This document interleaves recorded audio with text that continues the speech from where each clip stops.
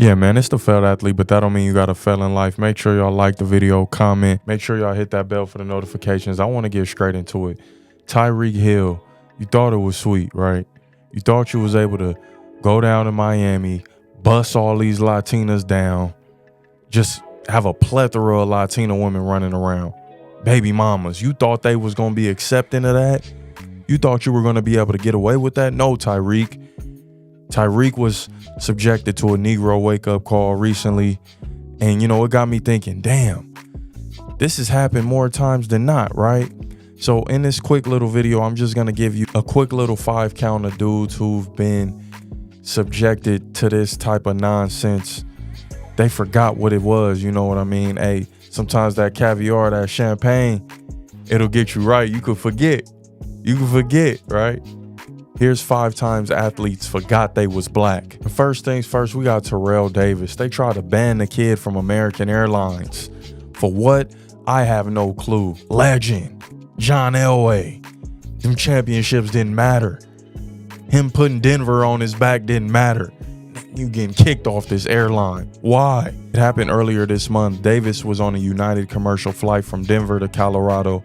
In the video captured by the fellow passenger, you can see the FBI agent leading Davis off the plane after flight attendant claimed Davis hit him. Davis says he lightly tapped the attendant to ask for a cup of ice for his son. He says the attendant shouted, "Don't hit me. Hey, take your hand out my pocket." Then the attendant went off to another part of the plane. Davis recounted what happened after that. Davis said, and I quote, "They came straight to me, and the agent walks up to me and he leans over and whispers, 'Don't fight it. Just don't fight this.'" Davis said he was then handcuffed. At that moment, I felt powerless. I felt embarrassed.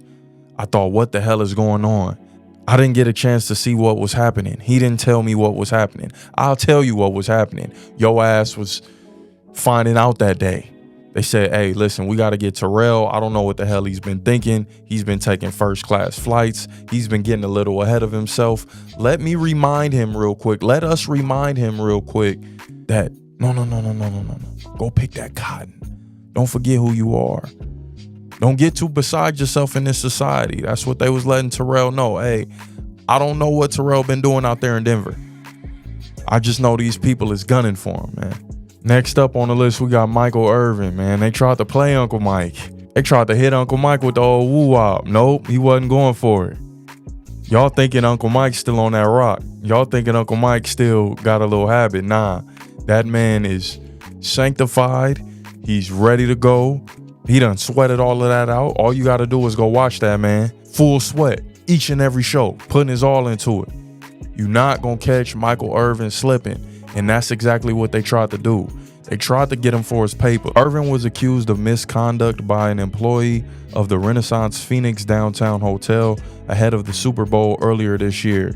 Specifics of the allegations weren't clear right away. In a legal motion, the Marriott said that Irvin flagged down the hotel employee, appeared to be visibly intoxicated, and began aggressive behavior toward her after returning to the hotel from dinner that night. Tried to get him with the old big bad black bully, the old big bad black boogeyman, Michael Irvin. "Come here, let me take it from you. I've been drinking. Come here, girl, I've been sipping on this Merlot. I need you. I've been drinking."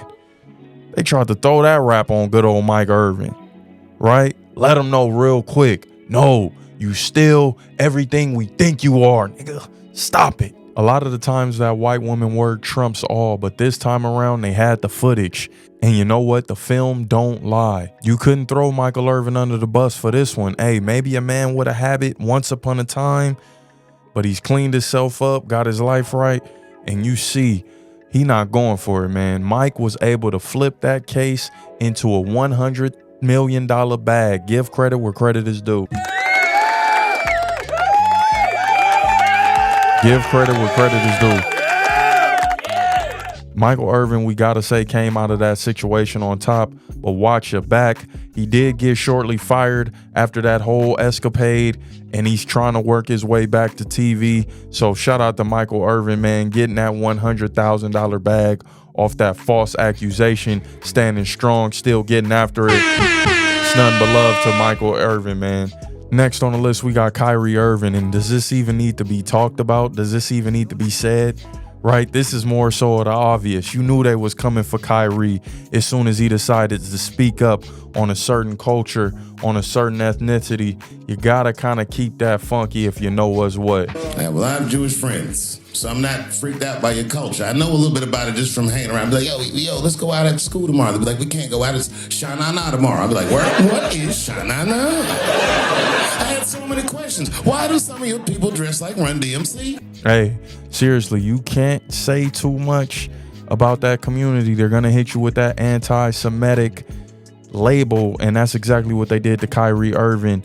You know, he spoke out, not even said anything against anyone, but he referenced a movie, and somehow that movie was asking questions that shouldn't have been asked, and it was tough for Kyrie. You know, he had to sit out, he had to go on his apology tour, go to mosque, meet with different rabbis like it wasn't no tomorrow, man. He had to really go through it in order to get back in the NBA. Nike dropped him. Dude had to create a shoe, for God's sake. He had to create his own shoe brand, man. Come on. If they're black, then it's a gang.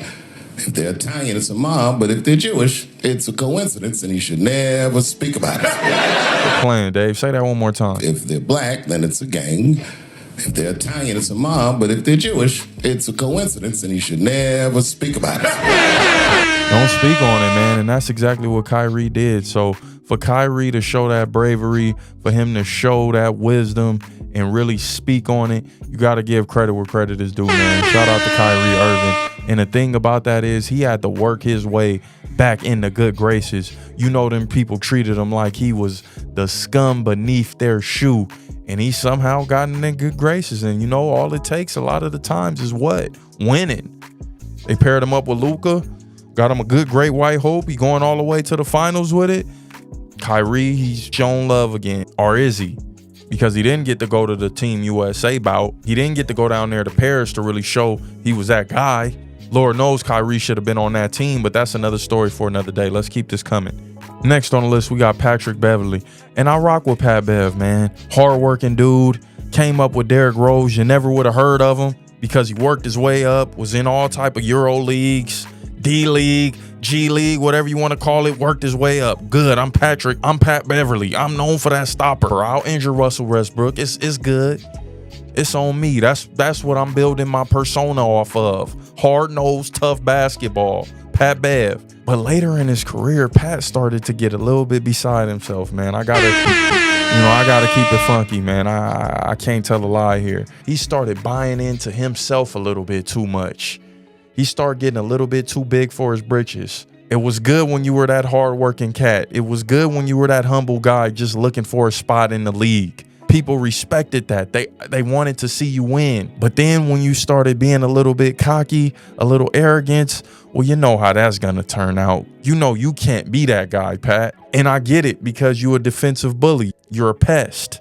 So you're supposed to have that right to be able to pop your stuff and get on people's nerves. I understand that was the archetype you were trying to put in front of people. I get it. I got the character you were trying to portray. I feel it. But once you start throwing balls at white girls, no pun intended, once you start chucking balls at that white girl in that audience, the NBA is still going to ride for theirs regardless. I think Pat Bev found out real quick, hey, this is not the league for you to be embarrassing. You are not going to come to this gym and chuck balls at the people who support us most.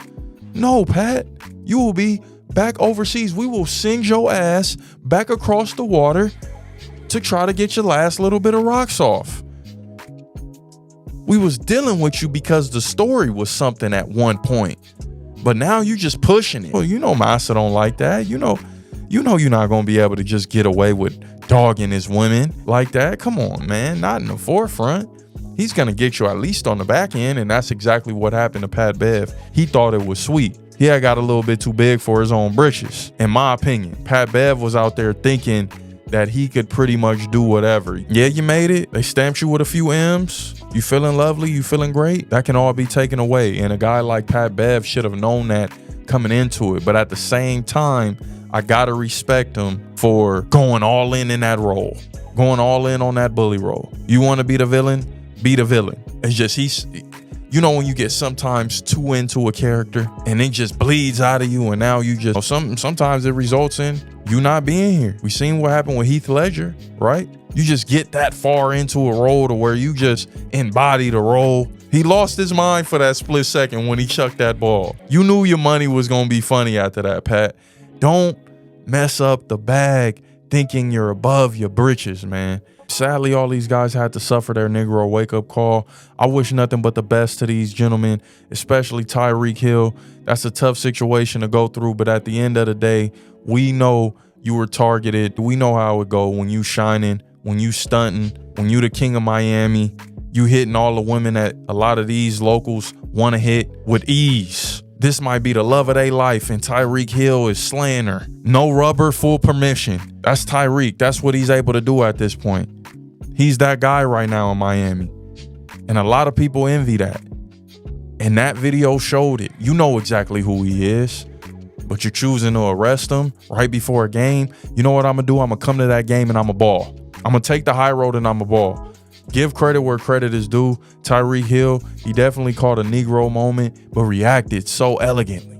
Reacted so gracefully. Just didn't do nothing but stunt. You know what? I'm going to go smack a Latin after this. I'm going to go get right after this. I'm going to do exactly what you hate me to do, but you love me for the same reasons. It's the failed athlete. That don't mean you got to fail in life. Come on, man.